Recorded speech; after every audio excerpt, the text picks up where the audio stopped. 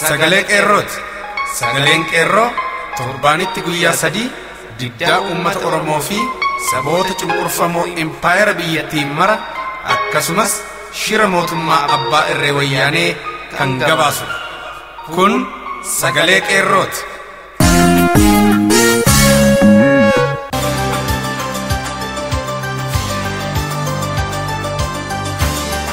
Sadaasa soddoma bara 2015 harka fuunee akkam jirtu jaallatamuuf kabajamoo dhaggeeffattoota sagalee qeerroo. Kun qophii sagalee qeerroo kallattiin Oromiyaarraa isiniif darbuudha. Akkuma barame duraan dursa oduutu isiniif dhiyaata. Itti aansuun ibsa qeerroo bilisummaa Oromoorraa bahe karaa jaal tokkicha murteessaa isiniif dhiyaata. Wallee haaraa kabajamaaf jaallatamaa Sabboonaa Jaafar Yesuuf isin afeerra. Hanga xumura sagantaa keenyaatiin waliin turaa jechaa kan isin keessummeessu ani Biiftuu Galmooti. Diigamuun federaalizimii guutuu Oromiyaa sochoosaa jira. Uummanni Oromoo godinoota garaagaraa booreetiin bakka jiru qabsoof lafaa ka'eera. Fincila diddaa garbummaa bifa haaraatiin ka'e kana ilaalchisee oduulee golee Oromiyaa irraa nu qaqqaban jaal Hariiroo Jorgoon nuuf dhiyeessa. Uummanni Oromoo godina mattuu ayyaana irreeffannaa irratti Oromiyaa dabarsinee diinaaf fillaannu jechuun fincila diddaa gabrummaa kaase.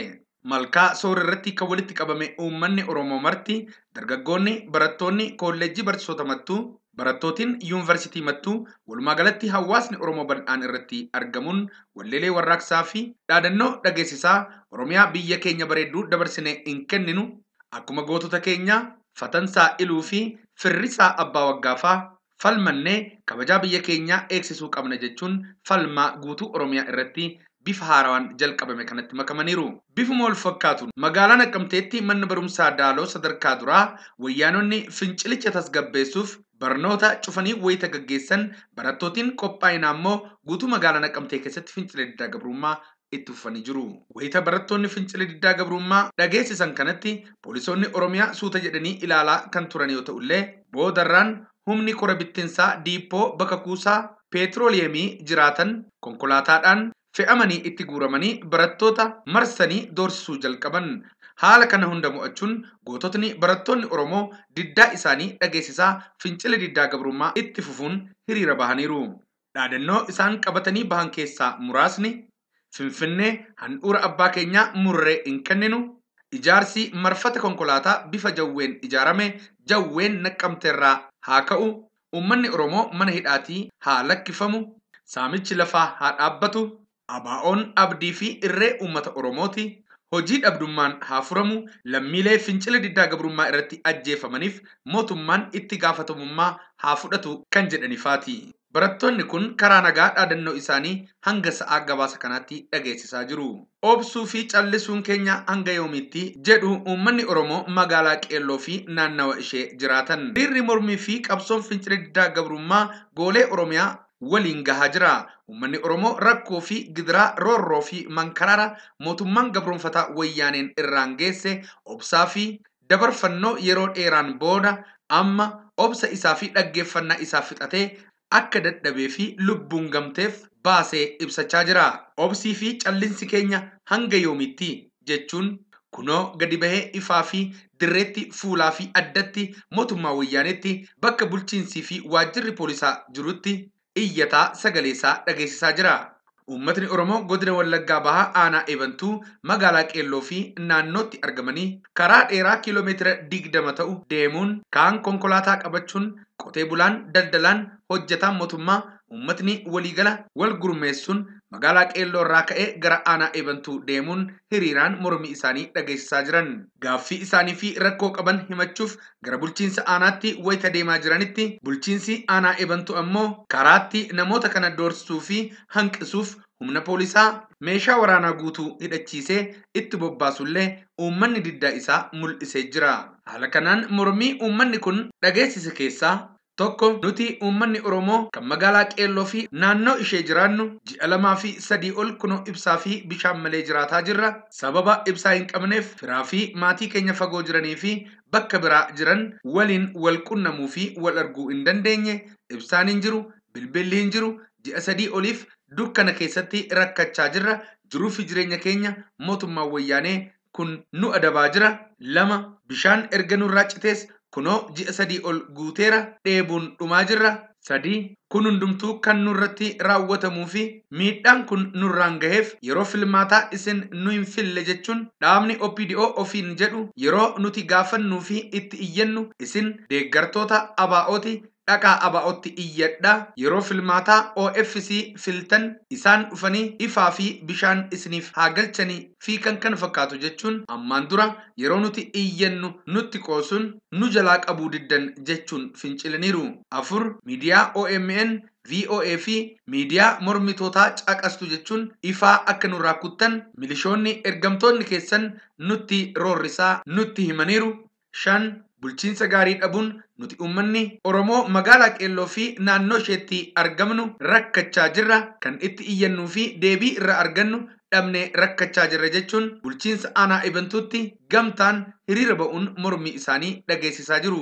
Mootummaan wayyaanee fi bulchiinsi isaanii kan humna qawwee fi meeshaa waraanaatti amanu gaaffii uummata Oromoo karaa nagaa fi qabbanaan hiriira bahee gaafatee fi yaada isaa rakkoo qabu itti himatuu fi gaafatuuf deebiin kennuu fi rakkoo uummataa sana furuu dhiisee humna qawween uummata doorsisuu fi humna waraanaa itti bobbaasuun uummata ukkaamsuu fi doorsisaa jira. Hanga ammaa uummanni Oromoo magaalaa Qeelloo jiraatu hanga gaaffiin keenya nuuf deebi'utti mormii keenya itti fufna jechuun ibsachaa jiru. 6 ijoolleen keenya nagaan mana ba'anii mana barumsaa dhaqanii nagaan baratanii manatti galuu hanqatanii hidhamuu fi doorsifamuutti jiru. Ilmaan Oromoo hidhuu fi doorsisuun barattoota Oromoo mana barumsa irraa ari'uun dhaabbachuu qaba jedhanii gaafachaa jiru. Hanga ammaatti bulchiinsi aanaa Ebentuu humna poolisaa uummata kanatti bobbaasee hiriira sana addaan facaasuu fi isaan sodaachisuu yaalii godhaa fi uummata doorsisaa jira. Uummatni garuu didee guutummaan dura dhaabbachaa jira. Uummanni naannichaas gaaffiin uummata Oromoo hanga deebii argatutti gaaffii keenyaa fi mormii keenya cimsinee itti fufna jechuun ejjennoo isaanii addeessaniiru. Oduun qeerroo Wallaggaa dhiharraa nu dhaqqabe akka mirkaneessutti fincilli diddaa gabrummaa aanaalee hunda keessatti cimee itti fufee jiraachuun barameera. Wayyaaneen lafa lixxuu dhabdee muddamiinsa cimaa keessa seentee jiraachuu fi waraana ishee uummata gaaffii mirgaa karaa nagaa hiriira bahee gaafachaa jiru hidhaatti guuruu fi rasaasaan reebuun biyya qawween aaltee qabachuuf sammuu ishee duubatti hafaatiin dhama'aa jiraachuun barameera. Haa ta'u malee uummanni kana achi lama hin duunu duubatti hin deebinu jechuun sodaa tokko malee diddaaf buqqee lafaa ka'ee dura dhaabbatee jiraachuun ifa ta'eera. Kunis qabsoon Oromoo gara sadarkaa olaanaatti tarkaanfachaa jiraachuu kan agarsiisu yoo ta'u qabsoo bifa haaraan qabatee jiru kana kan hunda daran adda isa godhu qonnaan bulaa fi jiraattonni lammii Oromoo fi Oromiyaa hundi barattoota keenya hin tuqxan gaaffiin isaanii gaaffii keenyadha jedhee fincila diddaa gabrummaa mormii maaster pilaanii fi gaaffii abbaa biyyummaa kaasuu isaati. Dhaadannoo uummanni qabatee ka'ee dhageessaa jiru keessaa maaster pilaanii wayyaaneen federaalizimii diigdee Oromiyaa koloneeffachuuf baafatte cimsinee ni mormina. Wayyaaneen nun bittu mirgi uummata keenyaa haa kabajamu saamichi lafa Oromiyaa haa dhaabbatu kan jedhanii fi kan fakkaatan yoo ta'u bakkoota garagaraatti humni wayyaanee bittinfame namoota muraasa madeessuu fi ajjeesuun dhagahamaa jira. Isaan kana keessaa Barataa Gammachuu Dabalaa kan jedhamu rasaasa wayyaaneetiin madaa'uun qeerroon gabaaseera. Haa ta'u malee fincilli Oromiyaa bal'oo godinoota Oromiyaa aanotaa fi gandootatti illee babal'achaa waan jiruuf humni wayyaanee godinoota bakka hundatti bobba'ee to'achuu waan dadhabeef fincilichi gara fincila uummataa waliigalaatti geeddarame to'annaa wayyaaneetiin ala ta'aa jira. Waraqaaleen uummata fincila kana caalaaf kakaasanis kan bittinfamaa jiran yoo ta'u yeroo Oromoon tokko du'aa jirutti inni kaan taa'ee nyaachuun fafa qaaniidha booreedha waamichi jedhu darbaa jira. Kun kanaan osoo jiru fincila uummataa kana kan sodaatte wayyaaneen Oromoon afooshaan walitti qabame akka hin teenye bunallee wal yaamee ollaan waliin akka hin dhugne barattoonni daandiirra lama ta'anii harka wal qabatanii akka hin adeemne gochuun fincilicha gara fincila uummataatti tarkaanfachaa jiru kana dhaamsuuf yaalii garagaraa taasisaa jirti. Haaluma kanaan magaalaa Finfinnee keessatti kutaa Boolee Bulbulaa jedhamutti Oromoo afooshaa irra jiran dameeleen tikaa poolisoota federaalaa wajjin marsanii qabanii alaabaa adda bilisummaa Oromoo ofumaaf fuudhanii dirqamaan itti uffisanii Oromummaan yakkuun mana hidhaa Maa'ikilaawitti jumlaan hidhuun barameera. Namoonni afooshaa kana 150 ol yoo ta'an hundi isaanii akka malee reebamanii isaan kana keessaa tokko rasaasaan madaa'uun illee beekameera. Isaan kana keessatti aartist Girmaa Xurunaa kan keessatti argamu yoo ta'u aartistiin kun manni jireenya isaa ganda kana waan ta'eef uummata isaa jaallatu wajjin afooshaa taa'u malee innis ta'e uummanni kun badii tokkollee akka hin qabne namoonni naannicha turan dhugaa bahaniiru. Oduu amma nu dhaqqabeen ammoo fincilli diddaa gabrummaa fi gaaffiin abbaa biyyummaa maastar pilaanii kana wajjin wal qabatee ka'e Harargee Bahaatti tarkaanfachuun gabaafamaa jira. Yuunivarsiitii Haramayaa irraa ganama kana irraa kan jalqabe diddaan kun amma sa'a kanaatti itti fufee jiraachuu goototni qeerroon Oromoo bakkicharraa sagalee qeerrootti himaniiru. Akkasumas miidiyaa beekamaan biyya Biriteen guddittii BBC'n afaan Oromoo afaan guddicha galaana Afrikaa ta'een tamsaasa eegaluuf murteeffachuun isaa oduu gammachiisaa fi Oromoof injifannoo guddaa ta'uun dhagahameera. Afaan Oromoo afaan impaayera biyya Itoophiyaa irratti dubbatamu keessaa isa guddaa dorgomaa hin qabne yoo ta'e illee biyyattii keessatti bittootiin ilmaan Habashaa waan turaniif afaan saba bicuun dubbatamu afaan Amaaraa afaan hojii federaalaa ta'uun kalees har'as dirqamaan akkuma uummata Oromoo irratti fe'amee jiru ni beekama. Har'as Oromiyaa keessatti afaan Amaaraa jalaa qabee akka baratamu FM'ootiin garagaraa afaan Amaaraan sa'a 24 tamsaasan guutummaa godinaalee Oromiyaa irratti akka tamsaasaman FM'oota garagaraa 11 hayyamni kennamuusaa keessa beektonni qeerroof saaxilaniiru. Afaan Oromoo biyyoota akka Ameerikaa fi Ingiliziitti beekamumtii guddaa biyya isaa keessatti hin arganne argachuun isaa akkasumas wayita wayyaaneen guddina afaan Oromoo hacuucuuf miidiyaalee walabaa kanneen akka OMN ukkaamsuuf yaalii taasistee ijibbaattutti BBC'n dabalataan afaan Oromoo tamsaasuuf murteeffachuun isaa shiftoota wayyaanee akka mootummaatti of waamanii nuti mootummaa uummataati ofiin jedhaniif qaanii ta'uun uummata addunyaafillee ifa ta'aa jira. Dhuma irratti kitaabni kuusaa walaloo Copha aartii jedhamu kan barreessaa sabboonaa Siisaay Bulbulaatiin barreeffame eebbifame uummataaf dhiyaate. Siisaay uummataaf akka ibsetti kitaaba kana giddugala aadaa Oromootti eebbisiisuuf guyyaa 30 ol deddeebi'ee akka isaan yaadanitti nuffee dhiisuu didee kiraayii galmichaaf qarshii 2000 yoo kaffale illee qarshii isaas irraa fudhatanii isin achi keessatti wal geessanii fincila qindeessuuf jirtu jechuun akka isa dhorkatanii fi galmichi har'a fiilmiin Amaaraa akka keessatti ilaalamuuf tajaajila kennaa jiraachuu uummata fuula dura dhaabbatee himimmaan cobsachaa haasaa godheen namoota eebbicha irratti argaman mara gararaaseera. Kanarraa ka'uudhaan abbaan qabeenyaa Oromoo tokko kan eebba kitaaba kanaa irra ture aariin ol ka'ee galma guddaa dhuunfaan Oromoof ijaaruuf wa'adaa galeera. Barreessaa sabboonaa Siisaay Bulbulaa amma duras kitaaba Harmee Harma Malee jedhamu maxxansiisee uummataaf dhiyeessuun isaa ni yaadatama. Fincilli diddaa garbummaa eegalee tokkummaa ilmaan Oromoon jabaatee mootummaa abbaa irree irratti xumura ni taasisa. Ibsa qeerroo bilisummaa Oromoo. Uummanni Oromoo wanjoo garbummaa jalatti kufe jedhee guyyaan itti tole jedhee bule hin jiru, hin jiraatus. Qabsoo bilisummaa Oromootaa Oromoon gaggeeffamaa asiin ga'e keessatti uummanni Oromoo wanjoo garbummaa ofirraa buusuuf qabsoo hadhaawaa gaggeessaa tureera. Addatti jaarmiyaan qeerroo bilisummaa bara 2011 akka jaarmiyaatti erga labsee asitti fincila diddaa garbummaa mootummaa wayyaanee hundeen raasan gaggeessaa ture ammas itti jira.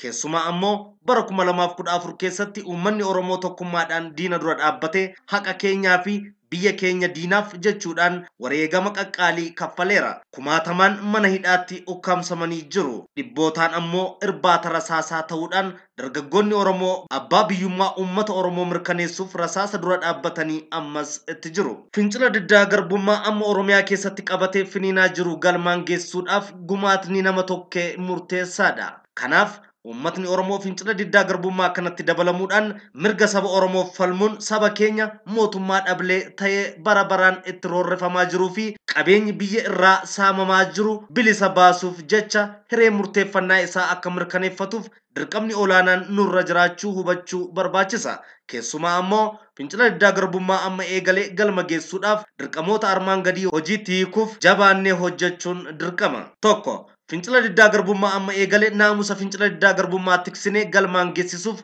gumaata barbaachisu gumaachuu. Lama qajeelfamootaa fi ajaja mootummaa kan dantaa uummata keenyaa tuqu kamuu hojiitti hiikuu diduu fi dura dhaabbachuu. 3. Tooftaawwan qabsoo fincilaa kan karaa caasaa fi bifa adda addaan baafaman hordofuun fincila diddaa garbummaa dhaabbataa gaggeessuuf murannoon socho'u. 4. Bakkeewwan garaagaraatti aadannoowwan garaagaraa maxxansu. 5. Oomisha mootummaan dantaa uummataa miidhuuf fayyadamutti dhimma bahuu dhiisu. 6. Mirga dimokiraasii dhugaa fi sagaleen uummataa kabajamee hireen murteeffannaa hanga argamutti haqaaf jecha wareegama karaa hundaan nu gaafatu baasu. Akkuma beekamu yeroo ammaa kana fincila diddaa garbummaa Oromiyaa bakkeewwan garaagaraatti addatti magaala Gincii, Amboo, Najjoo, Mandii, Gidaamii fi bakkeewwan birootti finiinuu eegaleera. Fincilli diddaa garbummaa kun itti fufinsi isaa mirkaneeffamee uummanni Oromoo tokkummaadhaan fincila diddaa garbummaa kanatti makamee deemaa jira. Mootummaan wayyaanee guyyaan itti hundeen buqqaatu dhiyaachuun mirkana. Kana taasisuuf ammoo nuyi miseensonnii fi deeggartoonni qeerroo bilisummaa dirqama olaanaa ofitti fudhannee socho'uun nurraa eegama. Uummanni Oromoo waliigala waan qabu maraan jechuun humnaan, qabeenyaan, beekumsaa fi dandeettiidhaan fincila diddaa garbummaa kanatti dabalamee mootummaa gabroonfataa hundeen buqqisuun bilisummaa Oromoo fi walabummaa Oromiyaa gamtaan akka mirkaneessinu jaarmiyaan qeerroo bilisummaa waamicha Oromummaa gadi jabeessee dabarsa. Yeroon mootummaa wayyaanee farra uummata Oromoo ta'e hundeen buqqisnu amma. Injifannoo uummata Oromoof gadaan gadaa bilisummaati. Qeerroo bilisummaa Oromoo. Nistanirra kayoromo male gachufte nyagana he kanaram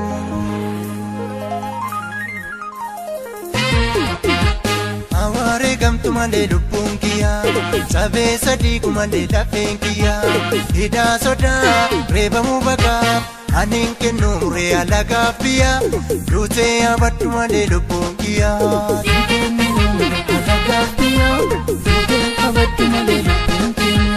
aware gamtu male lupungia sabe sadi kumale dafenkia hida soda reba mubaga anin kenu reala gafia dute abatu male lupungia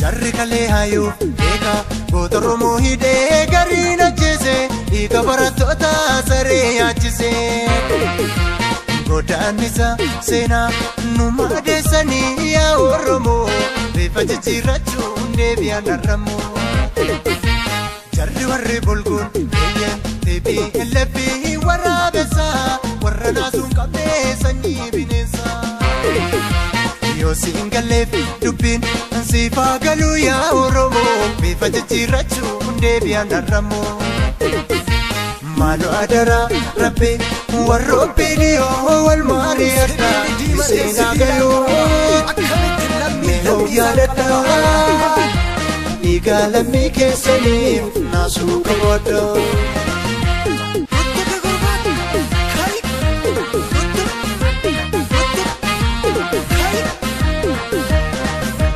Tigray ramo me ya jarana mara fidani kala fakenya ratabata ani kai vale kero karabe damatia barata portu bilisuma bioromota Dupif roror master vilani kununtane enkene no morre no pimpine enkene no morre no sabata ratirangalaye baratota enkene no morre no burayo ratirangalaye baratota enkene no morre lagata pro ratirangalaye mamuto enkene no morre galan sulta ratirangalaye romota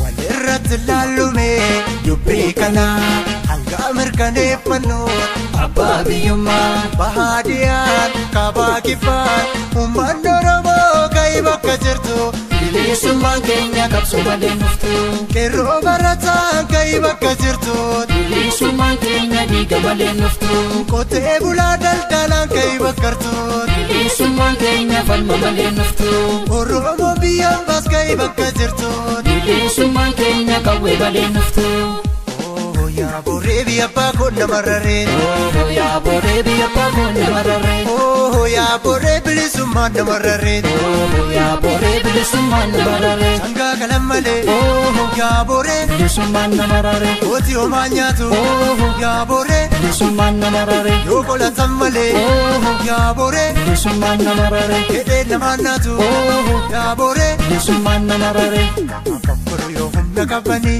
malaan dha'u yoo humna dhabanii afakkaru yoo humna qabanii malaan dha'u yoo humna dhabanii Arsii kabidaanootti gattisi yoo seen didde gubbii dhabamsiisi Arsii kabidaanootti gattisi yoo seen didde gubbii dhabamsiisi Abaaoodha abbaan biyyaa waboodhaka abbaan biyyaa Oromoodha abbaan biyyaa qeerroodhaka abbaan biyyaa Diinaan falmaa jira wabokkoodhaan garaa kan garaa naarii boree qabu diinarraa Diinaan falmaa jira wabokkoodhaan garaa kan garaa naarii boree qabu diinarraa Diinaan falmaa jira barataa namboorraa kan garaa naarii boree qabu diinarraa Diinaan falmaa jira barataa namboorraa kan garaa naarii boree qabu diinarraa kan garaa naarii boree qabu diinarraa kan garaa naarii boree qabu diinarraa wallo kamiseerraa harii qabu diinarraa Zimma wallaggarraa harii qabu diinarraa Iluu abbaa booree harii qabu diinarraa Boorana gujiirraa harii qabu diinarraa Shawaa karrayyuurraa harii qabu diinarraa Baalee fi arsiirraa harii qabu diinarraa Dirree harargeerraa harii qabu diinarraa Midhaakan jalduurraa harii qabu diinarraa Sabni Oromoodha harii qabu diinarraa Lammiin Oromoodha harii qabu diinarraa Qeerroon ka'ii lolii hidhadhu akka dhiiraa Leencaatu siyaama koddiree qabsoorraa Qeerroon ka'ii lolii hidhadhu akka dhiiraa Leencaatu siyaama koddiree qabsoorraa Wabootu siyaama koddiree qabsoorraa Jajjabee siyaama koddiree qabsoorraa Gootaatu siyaama koddiree qabsoorraa Qeerranti siyaama koddiree qabsoorraa Qeerransa siyaama Egaan sagantaa keenya waliigalaa kan guyyaarraa kanumaan goolomne waan nu dhaggeeffattaniif galati keessan bilisummaa haa ta'u jechaa qophii wal fakkaatuun hanga wal agarru nagaan nuuf turaa injifannoo uummata Oromoof gadaan gadaa bilisummaati.